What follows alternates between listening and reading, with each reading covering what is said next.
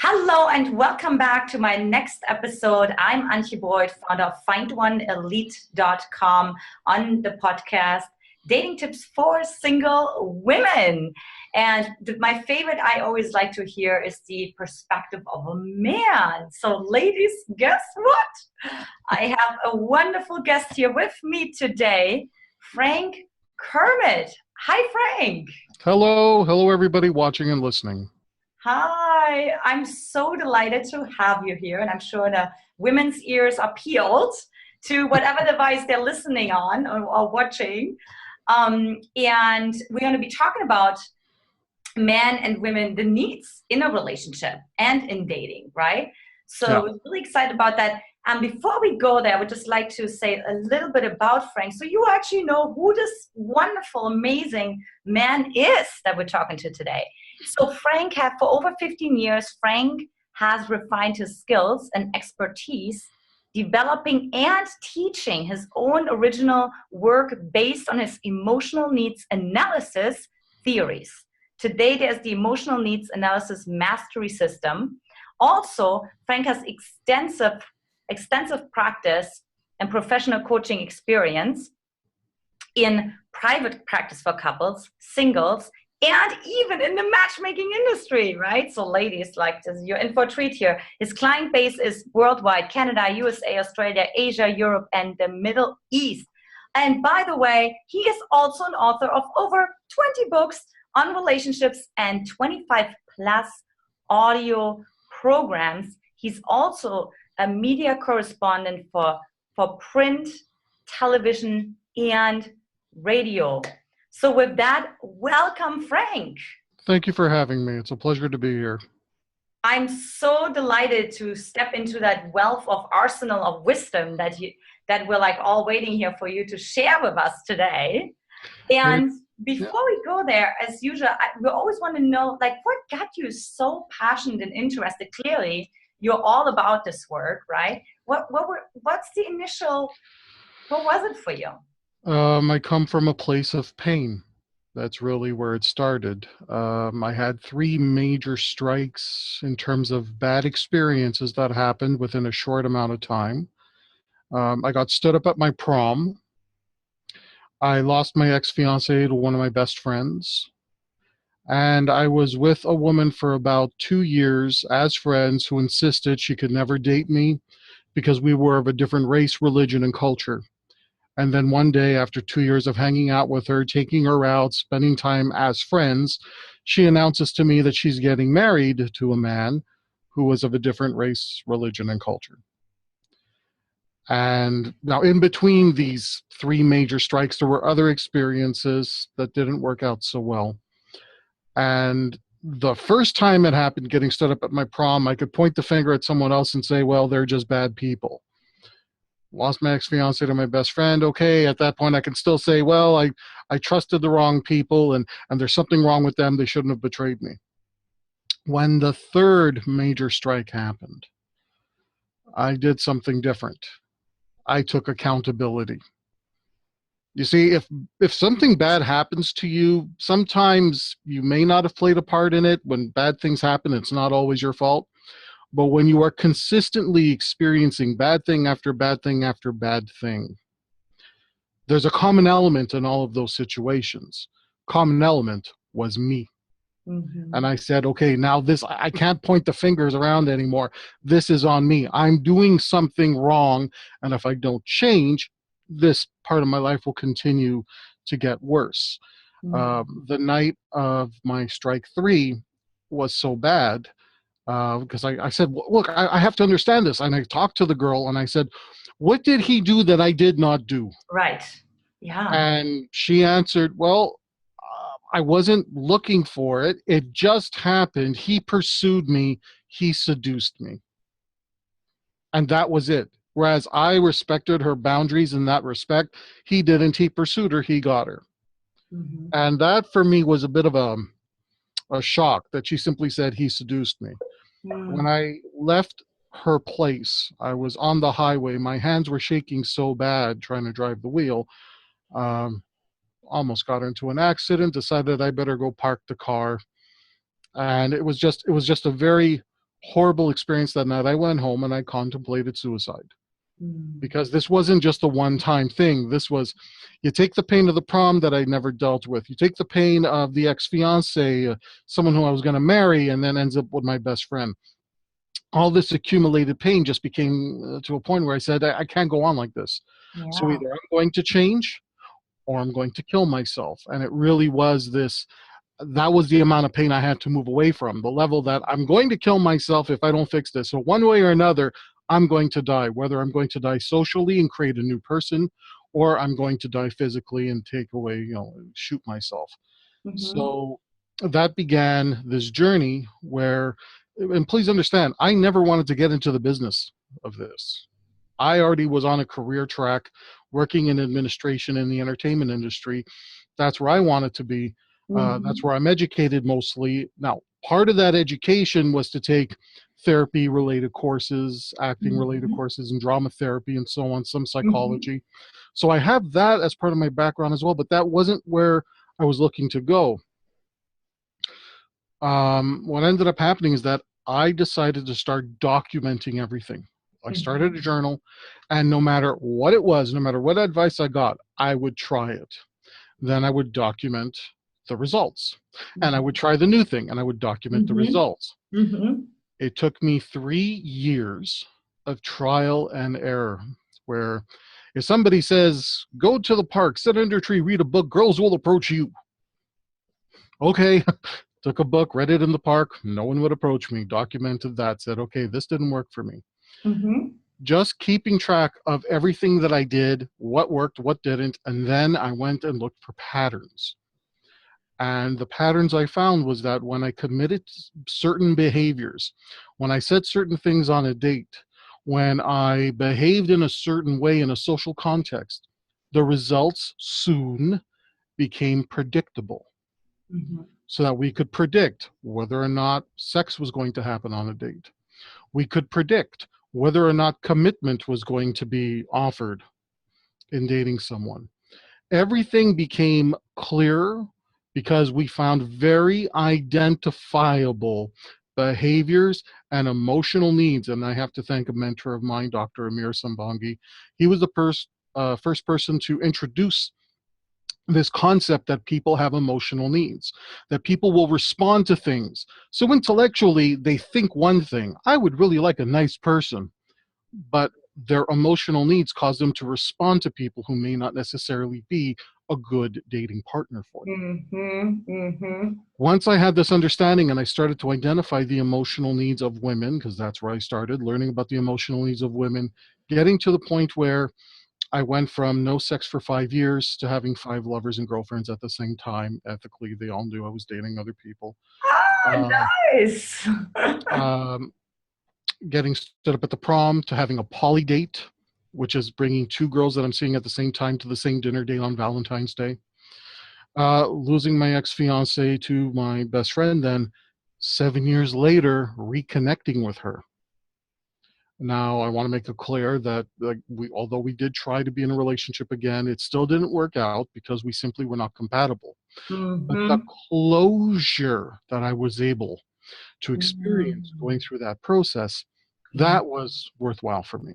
Wow. Absolutely. Um, so it was just basically this, from loser to seducer. That's the title of my autobiography, because as I said, not only did I document everything, 23 books, a lot of it comes from those days where I was just writing down everything that was happening, and now I present it as, this is my advice for people to help you find sex, love, and commitment. Mm-hmm. Mm-hmm. So that's pretty much how I got into this. And I still, even when I had done all this and I had written my first book, my goal was to, let me write this book, put it out there for the world.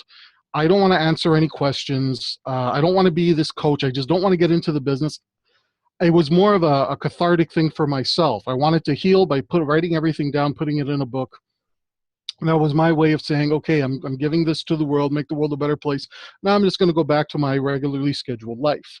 Right. What ended up happening was that my friends started seeing I was making incredible changes.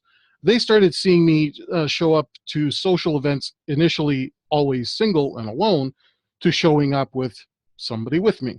Mm-hmm. One social circle saw me bring a different girl to a social circle event once a month for 3 months straight, but not because I had stopped seeing the other two. I was still seeing everybody. And and my social circles weren't exactly too supportive of this new Yeah. lifestyle. Yeah. So they had started seeing me do things like that, and people started saying, "Hey, Frank, can you help me out here?" All right, you know what? Let's meet up for lunch. We'll talk, we'll chat. I'll give you some advice. You can pick my brain. Meeting one-on-one with people, ended up meeting with me, eventually meeting groups of people, sitting in Mhm. cafes, everybody taking notes and asking me questions. Wow. I just got so fed up. I said, you know what? I'm going to write this book. I'm going to write a book. So whenever someone asks me a question, I'll send them to the book. You don't have to bother me anymore. Yes. Great. They come to me. I send them to the book. They buy the book. They read it. Now they have even more advanced level questions, more specific questions. Right. One of the areas I came to specialize in was helping adult male virgins, Mm. and then when you tack on the work I did with the matchmaking industry, where I coach matchmaking clients, that's also extended to women who are adult aged virgins and trying now to get into the dating world. So I ended up with a specialty with that because I just ended up coaching so many of them that I started creating programs for them as well. So each product I have, each book I wrote was for a specific demographic of people who kept coming to me with the same questions. Hmm. So that's how I got into this. And with my background in entertainment administration, I uh, mean, right? in radio, television, and so on, it's just a natural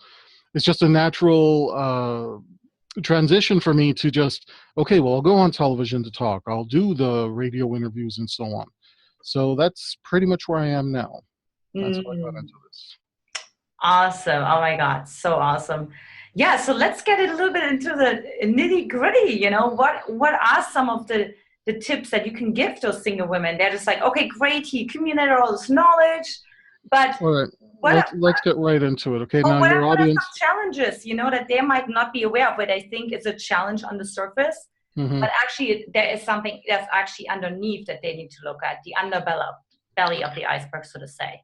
I'll start off by saying that coaching women is very different than coaching men, Mm-hmm. because a lot of women come into coaching with a different mindset than they do with men.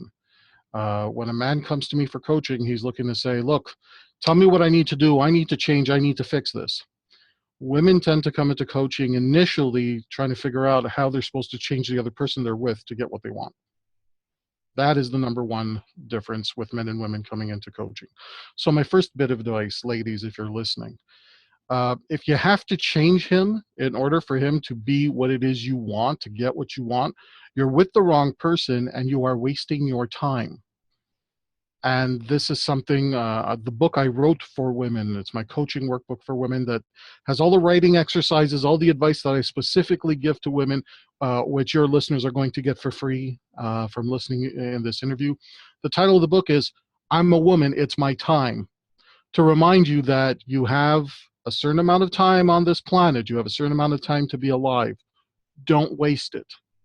If somebody has to become something else to be with you, you're with the wrong person. You're better off cutting your ties and moving on Right. and finding someone who is worthwhile. Mm-hmm. So that's the first bit of advice I'm going to give to women. The second bit of advice I'm going to give to women is that men and women are different. What you would want as a partner, what would make you feel loved in a relationship, is very, very different than what a man will interpret as being loving in a relationship. More often than not, women will do for men and give to men the way they themselves would like to receive and be shown that love. It doesn't have the same meaning. I'm not invalidating the emotion. The emotion is relevant. The way that it is exercised, that is where the two genders don't always connect. Mm-hmm. So understand that just because it's something you would want is not necessarily going to work when you decide to do this to your male partners. Can For you the give me an record, example for that? Like, okay, if a woman is upset and she's so frustrated in the moment that she decides that she's in that moment, she just needs to clear her head and walk out of the room. If the man doesn't follow her in a couple of minutes to check in on her, Some women may feel, oh, you see, he didn't approach me, he didn't chase after me, he doesn't love me, he doesn't care, and they start making interpretations of that. Because as a woman, she would have this want of somebody coming in and saying, I'm not going to abandon you, we're going to work this out. Mm-hmm. Okay? Let's reverse the genders here. Man gets so frustrated in a moment, they're in a fight, something's going on, and he decides to exit the room.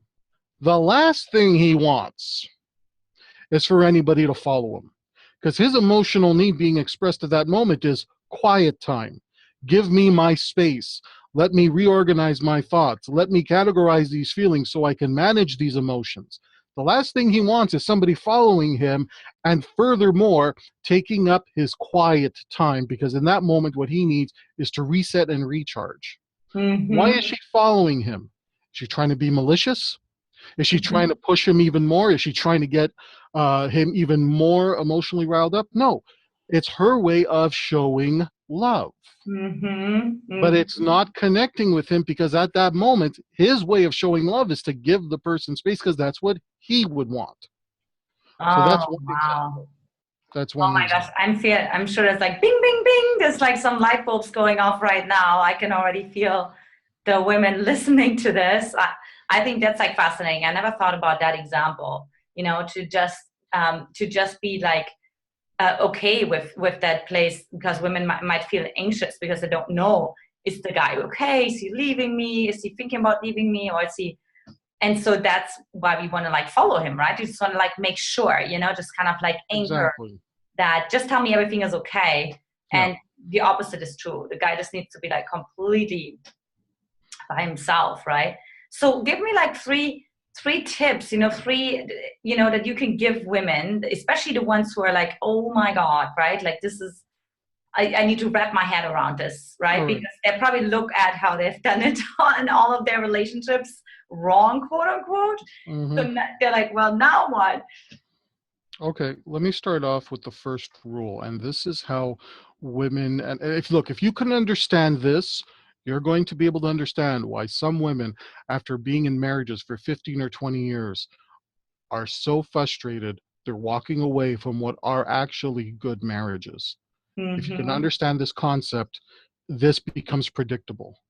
Because in my practice, what I see older women who were leaving, and I'm not saying the marriages were perfect, but I'm saying the marriages were good enough that there was no issues of violence. Right. There was no issues of infidelity.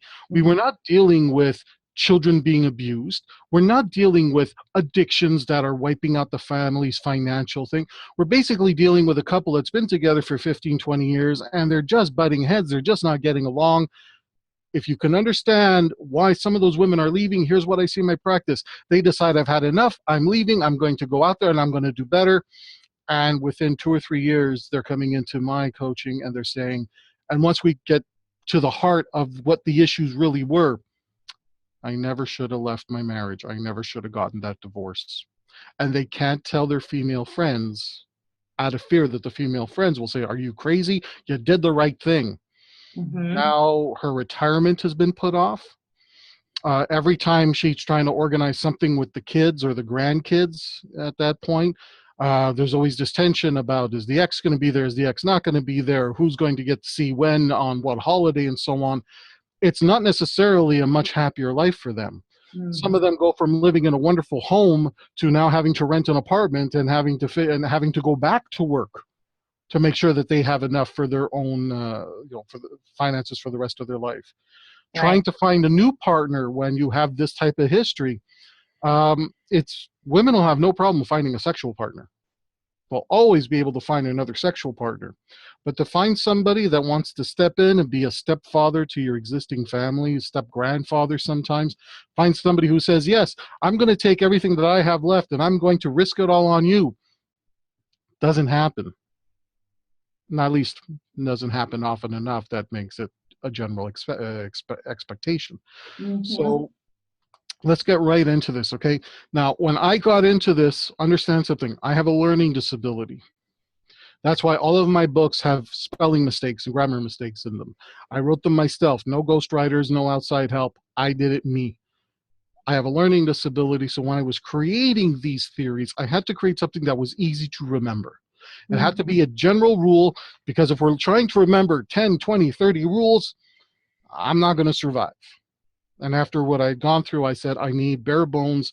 Give me a simple rule. Here's the Right. rule, ladies. Okay? It's called the mother lover theory. I call everything a theory because it hasn't been proven by a university yet. Mother lover theory. A woman can only play one of two major roles in a man's life. She either takes on the role of his mother or she takes on the role of his lover. She cannot do both. When a woman takes on the role of mother, because she's in that mothering role, any sexual advancement that he makes to her, she's going to reject. She's not going to feel interested in participating. And she'll start to resent having to mother somebody who at one point was a romantic partner. When a woman is on a date, now we're going to go back to initial dating, and she tries to do something mothering and the man halts the mothering instinct.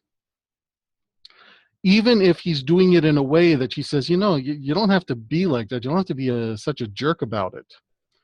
The mothering instinct being halted allows, by default, for her to potentially feel like a potential lover for him. So initially, when two people are dating, certain social norms that men will follow are all about halting this mothering instinct. Don't worry about where we're going to go. I'm going to decide where we're going to go. I relieve you of the burden of having to mother me. Mm-hmm. All the things that a guy does through courtship, if we interpret them as halting the mothering instinct, now we understand why some women start to develop feelings of attraction, sexual feelings, feelings of attachment. And it's those guys who will halt the mothering instinct at every turn that she becomes more attached to. Golly, what do bad boys do? What do jerks do? No matter what she says, no matter what she does, he halts the mothering instinct. Don't tell me what to do. I'm a man, and if you don't like it, get lost. Well, Mm-hmm. he's a jerk, but he's halting the mothering instinct. He's stopping it in its tracks. What does the nice guy do? The nice guy says, I just want to make you happy. I'll agree with whatever you say. I won't plan the date. I'm going to ask you, what do you want to do? And I'll just do it. It's a sweet gesture. It really is. There's nothing bad about these nice guys.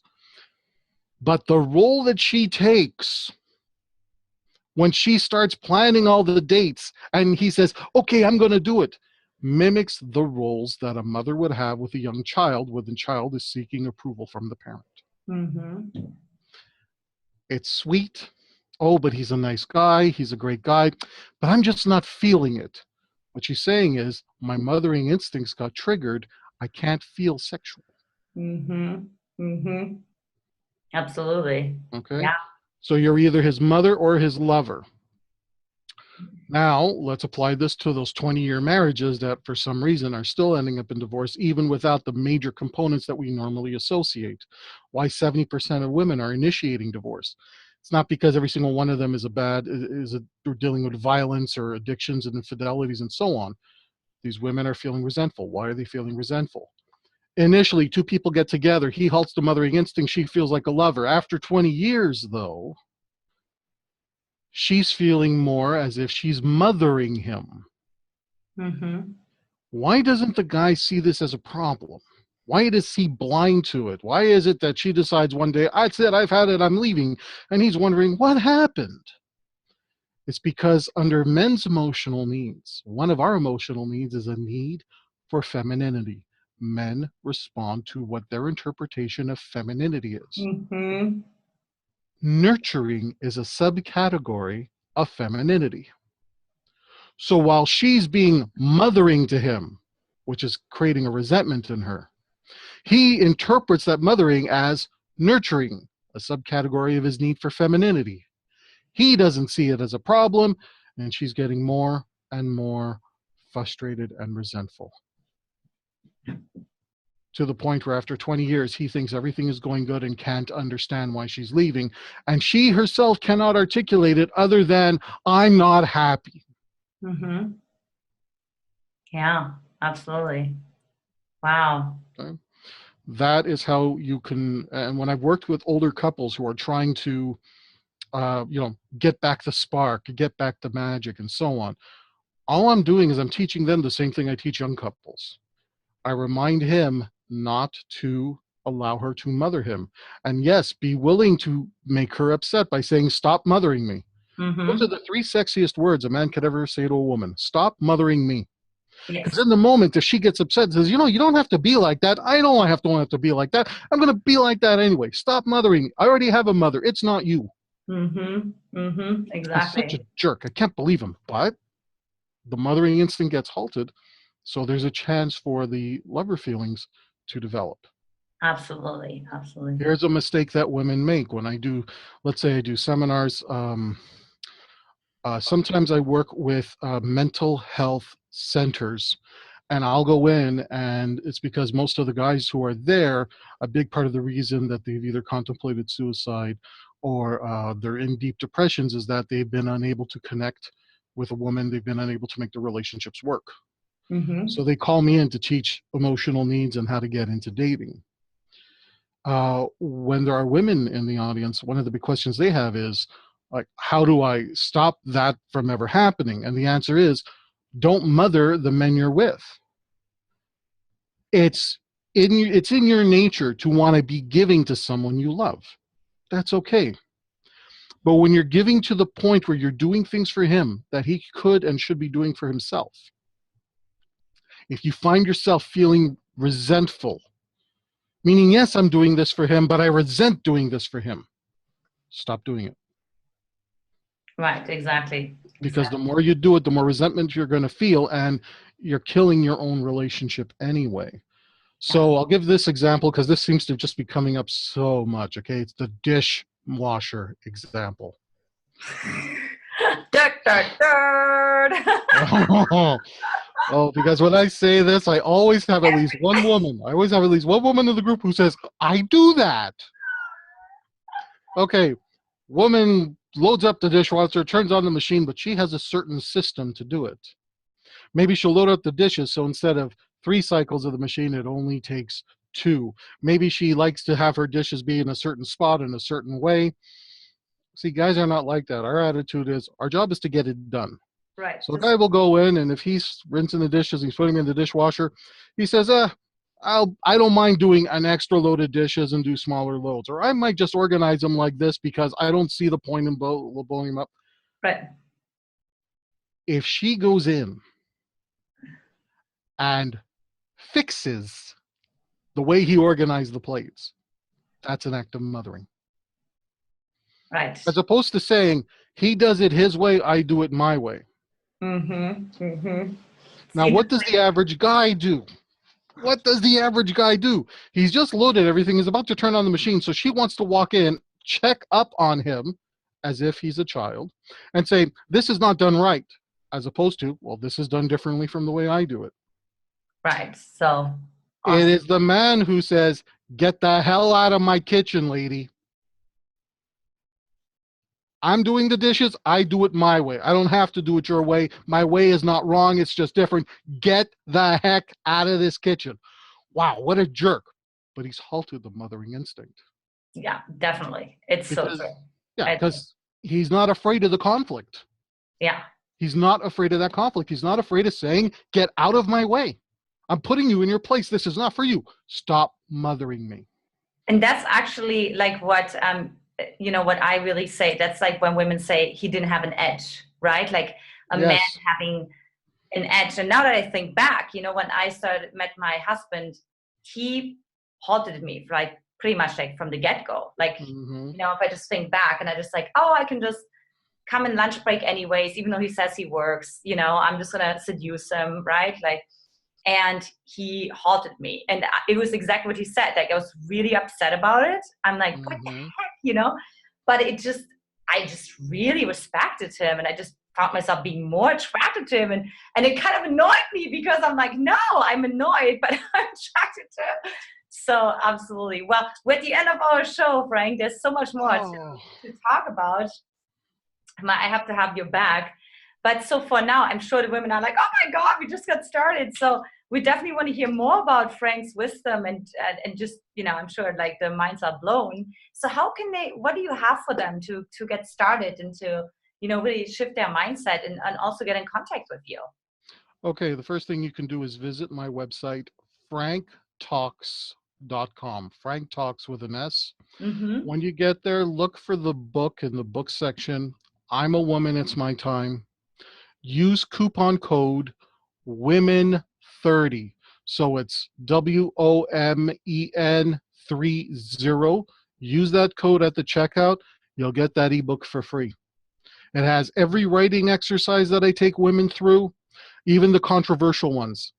There are a couple of my writing exercises that are controversial. They're in that book.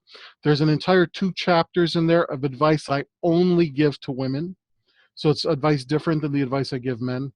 There's the hierarchy of relationships and dating where I teach you how to manage everything from a one-night stand all the way to an open marriage, if that's something you're looking for, a monogamous marriage, because each level requires different criteria and a different mindset. So start with that book, and if we were to enter a coaching program, that's the book you would be getting anyway. So this is a good way just to get a feel for what I would have to offer. Always better to be respected than liked, and that's why women choose to be sexual with men they respect. The guys that they like, well, I like him. He's a friend. I'm not turned on by him. Right. But the men that women respect, she can't help but feel attracted. That's why your husband got you, and that's why my wife and I decided to get married after 26 hours together. Oh wow! Yeah, there's a lot more to tell in this story. Hopefully we'll get a chance to do this interview again. In the meanwhile, ladies, thank you all for tuning in. It's been a pleasure. Oh, absolutely. Thank you so much for being on the show and let's, really, what's the showering us, with your wisdom. Like I feel really showered and inspired and awesome, Frank. So franktalks.com. I'm a woman. It's my time. Check out women 30.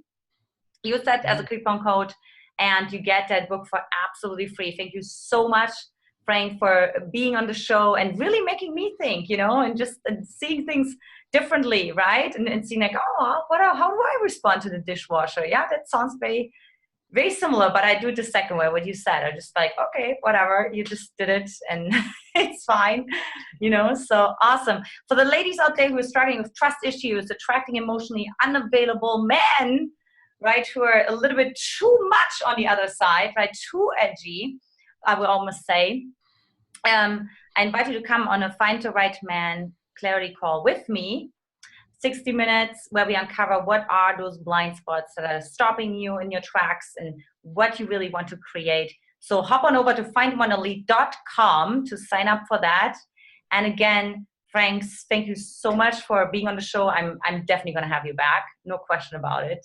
And have a wonderful rest of your day, ladies. Again, Antje Boyd, founder of findoneelite.com. Take care. Bye-bye.